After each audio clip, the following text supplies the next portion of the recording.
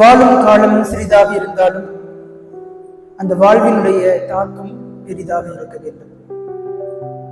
சின்ன பசங்கள்லாம் சேர்ந்து ஒரு 4-5 பேர் விளையாடிட்டு இருந்தாங்க. அது வாகனங்கள் போகக்கூடிய ஒரு சாலை. அப்பொழுது திடீரென்று யாரும் எதிர்பாராத விதத்திலே ஒரு லாரியானது வந்து கொண்டிருந்தது. இந்த லாரி டிரைவருக்கு என்ன செய்வது என்று தெரியவில்லை. ஏனென்றால் அவர்கள் விளையாடிக் கொண்டிருப்பது சாலையினுடைய மையப்பகுதியில்.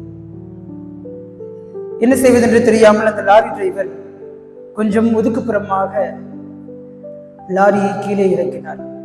அங்கு ஒரே ஒரு குழந்தை விளையாடிக் கொண்டிருந்தது. 4 குழந்தைகள் மீது லாரியை ஏற்றுவதா அல்லது ஒரு குழந்தையின் மீது லாரியை ஏற்றுவதா, எது சரியாக இருக்கும்? 4 குழந்தைகளை காப்பாற்றுவதற்காக அந்த ஒரு குழந்தையின் மீது லாரியை ஏற்றுகிறார். 4 குழந்தைகள் உயிர் பிழைத்துக் கொண்டன.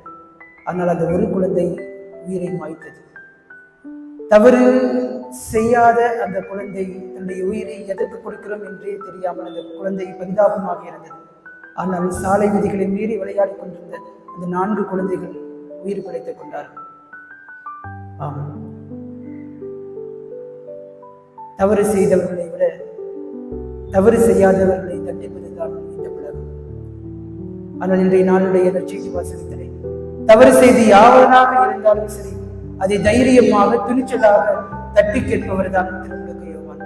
இயேசுவில் பிரியமான சகோதர சகோதரிகளே, திருமுழுக்கு யோவான் இயேசுடைய முன்னோடியாக கருதப்படுகிறார். இயேசுவை இந்த உலகிற்கு இதோ உலகின் பாவங்களை போக்கக்கூடிய இறைவனின் செம்மறி என்று சுட்டிக்காட்டி அறிமுகப்படுத்துபவர். பழைய ஏற்பாட்டையும் புதிய ஏற்பாட்டையும் இணைக்கக்கூடிய பாலமாக இருக்கின்றார். பழைய ஏற்பாட்டிலே கடைசி இறைவாக்கினராகவும் புதிய ஏற்பாட்டிலே முதல் இறைவாக்கினராகவும் அறியப்படுகிறார். அது மட்டுமா, இது ஒரு தவறு யாரு செய்தாலும் அதை துணிச்சலாக தைரியமாக நீ செய்தது தவறு என்று சுட்டிக்காட்டி உண்மைக்கும் நீதிக்கும் சான்று பகர்பவராக இருக்கின்றார். எனவேதான் இன்றைய நாளிலே திருமுழுக்கு யோவானுடைய பாடுகளை நாம் நினைவு கூறுகின்றோம். உண்மைக்கும் நீதிக்கும் எவ்வாறு இவர் சான்று பகர்ந்தார்? அரசன் ஏரோதுவாக இருக்கிறார், ஆட்சி உரிமையிலே இருக்கிறார். ஆனால் அரசனாக இருந்தாலும் அவன் வாழக்கூடிய வாழ்க்கை ஒரு நெறிதவறிய வாழ்க்கையாக இருக்கிறது என்பதனால் அவனை சுட்டிக்காட்டுகின்றார், நீ செய்தது தவறு என்று. அரசனாகிய ஏரோதியாவை, அதாவது தனது அண்ணனுடைய மனைவியை தன்னுடைய மனைவியாக சுயநலத்தினால் வைத்துக் கொண்டிருந்தார். எனவேதான் திருமுழுக்கு யோவான் நீ செய்தது தவறு என்று எச்சரிக்கின்றார். சரியான நேரம் பார்த்து காத்துக் கொண்டிருக்கிறார் ஏரோதியா. காழ்ப்புணர்ச்சி கொண்டவராக இருக்கிறார். விருந்தினுடைய மயக்கம், விருந்தினர்கள் முன்னாடி கொடுத்த வாக்குறுதி, ஏரோதியாவுடைய காழ்ப்புணர்ச்சி, இவை அனைத்தும் சேர்ந்து திருமுழுக்கு யோவானுடைய உயிரை பறிக்கிறது. தவறே செய்யாதவர், நீதிக்காகவும் உண்மைக்காகவும் சான்று பகிர்ந்தவர் தனது உயிரை கையளிக்கின்றார். இயேசுவில் பிரியமான சகோதர சகோதரர்களே, இந்த நாளுடைய நினைவு நமக்கு வாழ்க்கைக்காக கற்றுக் கொடுப்பது 2 விஷயம்தான். ஒன்று, வாழ்வுடைய காலம் சிறிதாக இருந்தாலும் அதனுடைய தாக்கம் மிக பெரிதாக இருக்க வேண்டும்.